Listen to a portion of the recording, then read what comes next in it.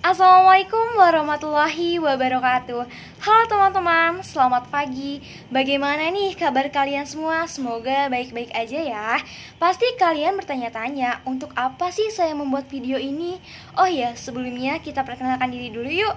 Perkenalkan, nama saya Dewi Aulia Agustin, saya dari kelas 11A1. Di sini saya sebagai pembawa acara pada video ini. Nah, dalam video ini teman-teman saya akan menjelaskan mengenai kasus Ambalat. Mereka akan saling mengutarakan argumen dari sejumlah artikel yang mereka dapat tentang bagaimana sih awal mula terjadinya kasus Ambalat ini, apa saja konflik yang terjadi pada kasus Ambalat, dan bagaimana titik akhir penyelesaian dari kasus Ambalat ini. Oleh karena itu, yuk kita simak bareng-bareng. Menurut akademia.edu, Ambalat merupakan blok dasar laut yang berlokasi di sebelah timur Pulau Borneo, Kalimantan.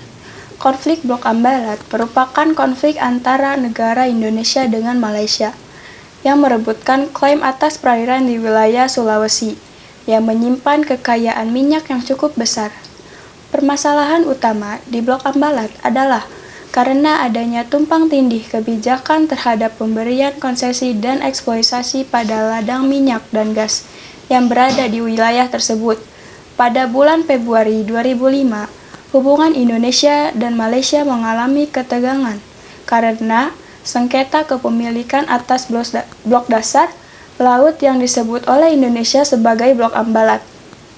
Sengketa ini muncul saat perusahaan minyak Malaysia Petronas memberikan konsesi eksploitasi minyak kepada perusahaan Shell pada tanggal 16 Februari 2005.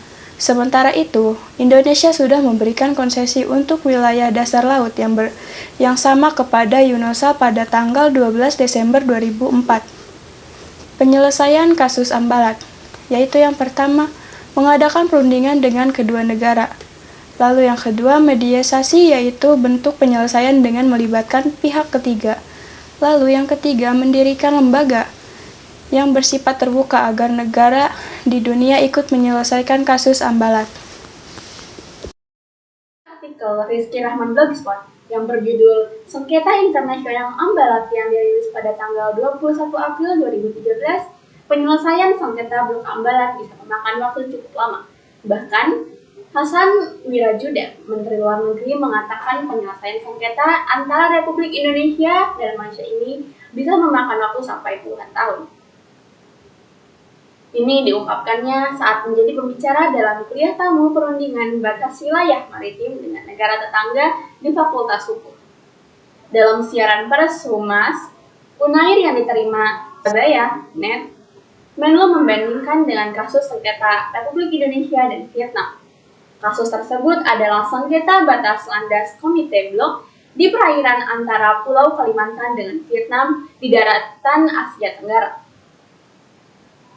Meskipun sudah lebih dari 30 kali perundingan formal dan informal diselenggarakan, kedua pihak masih bertahan dengan posisi hukum masing-masing atas lautan Cina Selatan itu. Total waktu untuk penyelesaian Republik Indonesia dan Vietnam ini membutuhkan waktu setidaknya 32 tahun beda. Vietnam berbeda pulau dengan Singapura. Kasus sengketa Indonesia-Singapura baru bisa diselesaikan dalam waktu 5 tahun. Dalam kuliah tamu yang dihadiri ratusan mahasiswa itu, Menlu Hasan Wirajuda juga mengungkapkan mengenai kisah sejarah sengketa yang pernah dialami oleh Indonesia. Yang menarik, ketika menyampaikan mengenai kasus Sipadan Linggitan, Menlu mengatakan Sipadan Linggitan secara yuridis sebenarnya memang bukan milik Indonesia, namun juga bukan milik Malaysia. Kasus sengketa wilayah memang lagi dialami oleh negara yang berbatasan dengan banyak negara seperti Indonesia. Kalau dilihat dari sisi wilayah laut, Indonesia berbatasan dengan 10 negara, sedangkan wilayah daratannya Indonesia berbatasan dengan 3 negara, yakni Malaysia, Papua Nugini, dan Timor Leste. Sebuah negara partai seperti Indonesia menurut hukum laut internasional berhak atas laut teritorial 12 mil laut, zona tambahan 24 mil laut, zona ekonomi eksklusif 20 mil laut, dan landasan kontinen 350 mil laut atau bahkan lebih. Lebar masing-masing zona ini diukur dari referensi yang disebut dengan garis pangkal atau baseline. Pada laut teritorial, Indonesia berhak atas kedaulatan penuh, sedang di luar zona itu berlaku hak berdaulat. Dan Ambalat ini berada di kawasan hak berdaulat. Dalam kawasan hak berdaulat ini, suatu negara tidak memiliki kedaulatan penuh, namun hanya memiliki hak untuk mengelola dan memanfaatkan sumber dayanya. Garis batas darat antara Indonesia dan Malaysia memang sudah ditetapkan berhenti pada pulau sebatik.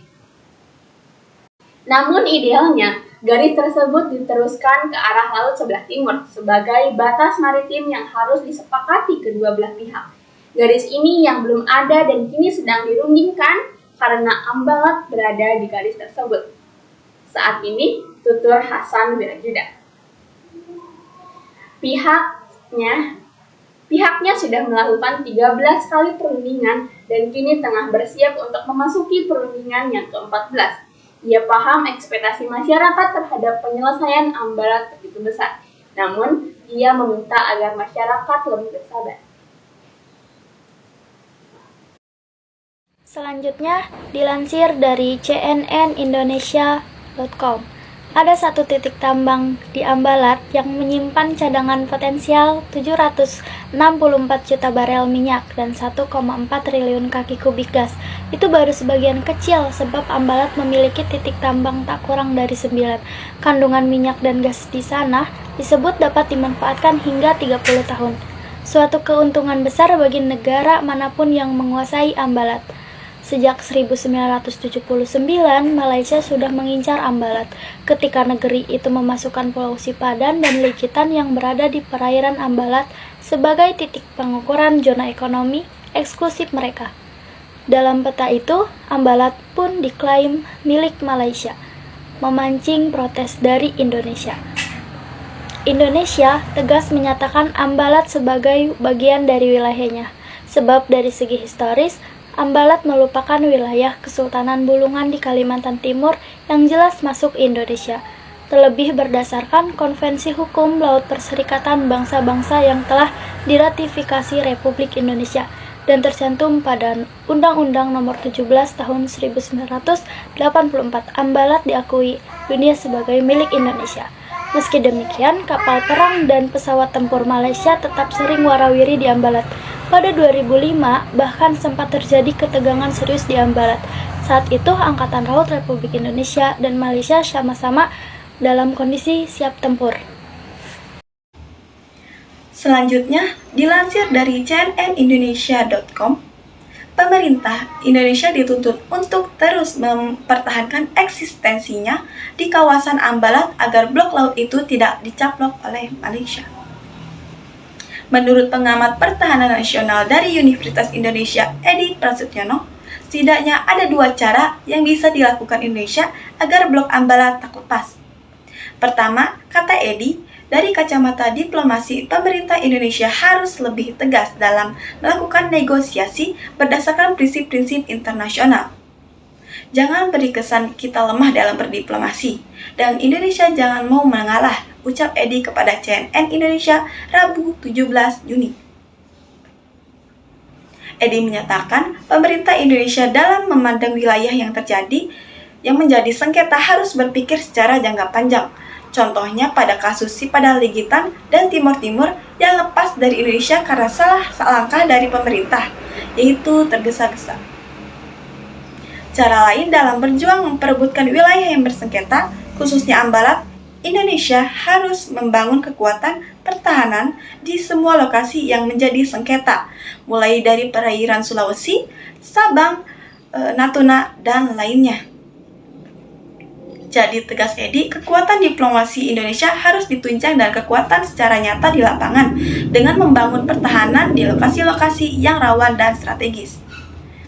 Edi menekankan pentingnya Indonesia memiliki daya tahan yang panjang dan lama untuk tetap bertahan pada posisi yang dianggap benar, meskipun memakan waktu yang lama. Poin pentingnya itu karena setiap persoalan sengketa wilayah pasti butuh waktu yang lama, tuturnya. Pengecualian memang sengketa wilayah ratusan tahun tidak apa-apa.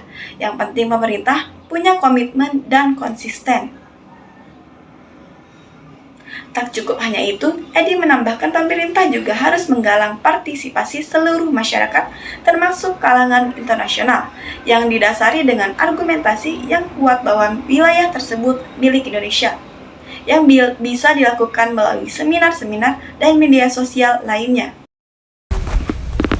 Dilansir dari online.com, Indonesia dan Malaysia diketahui memilih jalan damai dalam menyelesaikan sengketa perbatasan tersebut. Hal itu terlihat dari perundingan-perundingan yang sudah dilakukan oleh perwakilan kedua negara. Misalnya, pada 2009, pemimpin Indonesia dan Malaysia, Presiden Susilo Bambang Yudhoyono dan Perdana Menteri Malaysia, Abdullah Ahmad Badawi, mengambil langkah politik untuk meredakan ketegangan akibat Ambalat. Indonesia dan Malaysia memilih jalan damai untuk mencegah konflik yang bisa memicu peperangan dua negara. Pilihan damai dan mengakhiri konflik tersebut juga memiliki beberapa pertimbangan. Pertama, kedekatan kultur atau budaya Indonesia dengan Malaysia yang sudah terjalin ratusan tahun lamanya. Kedua, terdapat jutaan penduduk Indonesia yang berada di Malaysia, di mana hal ini penting bagi kedua negara. Ketiga, hubungan bilateral kedua negara yang sangat baik sebagai sesama pendiri ASEAN.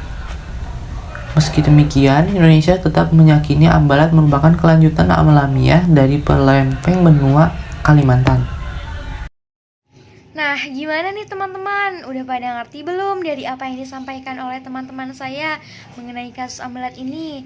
Jadi, kesimpulan dari kasus Ambalat ini adalah konflik Ambalat bermula sejak tahun 1969. Indonesia dan Malaysia menandatangani perjanjian kapal batas landas kontinen pada tanggal 27 Oktober 1969. Indonesia meratifikasi perjanjian tersebut pada tanggal 7 November 1969. Malaysia memasukkan Ambalat ke dalam wilayahnya pada tahun 1979 secara sepihak. Klaim Malaysia atas Ambalat waktu menuai protes negara-negara tetangga seperti Singapura, Filipina, Cina, Thailand, Vietnam, dan Inggris. Konflik Blok Ambalat semakin mencapai eskalasi. Malaysia terlibat beberapa kali pelanggaran kedaulatan wilayah NKRI. Malaysia juga melakukan pengejaran terhadap kapal nelayan Indonesia. Dalam kasus Ambalat tetap berpegang pada posisi yang memasukkan Ambalat sebagai wilayah Indonesia. Ambalat merupakan kelanjutan alamiah dari lempeng benua Kalimantan. Letaknya pun masih dalam 200 mili dari garis dasar. Fakta inilah yang menguatkan bahwa Ambalat berada dalam kedaulatan Indonesia. Indonesia pun telah melakukan eksploitasi pada Blok Ambalat. Sengketa wilayah Ambalat merupakan konflik bilateral antara Indonesia dengan Malaysia. Konflik Ambalat dipicu pelanggaran Malaysia yang memasukkan Ambalat ke dalam wilayah negaranya tahun 1979. Indonesia berkali-kali melakukan protes kepada Malaysia hingga membawa kasus ini ke tanah ICJ. Namun ICJ memutuskan bahwa Sipadan dan Ligitan menjadi wilayah Malaysia pada tahun 2002. Setelah keputusan ICJ tersebut, Indonesia dan Malaysia berkonfrontasi secara militer di perairan Sulawesi. Barulah pada bulan Februari 2009, kedua negara sepakat untuk menahan diri dari serangan dan menyelesaikan kasus ini secara diplomatis. Kemudian melakukan penggelaran pasukan atau deployment berupa air power. Air power dilakukan dengan peluncuran sebanyak 6 pesawat Super Tucano EMB 314 dari total 16 pesawat ke lapangan udara Lanud, Tarakan di Kalimantan Utara pada Desember 2014 dalam misi perbatasan. Pesawat Super Tucano EMB 314 akan melakukan operasi atau penerbangan selama 2 jam sebanyak 2 periode dalam durasi 4 hari selama 1 minggu dengan konsentrasi pada pelanggaran kapal atau pesawat yang masuk melalui perbatasan Indonesia di Ambalat. Dan saran dari kasus Ambalat ini adalah sebagai rakyat Indonesia kita harus peduli dan sadar bahwa banyak daerah-daerah perbatasan yang memiliki potensi alam melimpah yang hampir diakui oleh negara lain. Mempertahankan NKRI merupakan kewajiban kita sebagai suatu bangsa. Nah, mungkin ini saja yang dapat saya dan teman-teman saya sampaikan kepada kalian semua. Semoga video ini bermanfaat bagi kalian semua. Saya ucapkan terima kasih, selamat pagi, dan wassalamualaikum warahmatullahi wabarakatuh. Dadah, sampai jumpa teman-teman.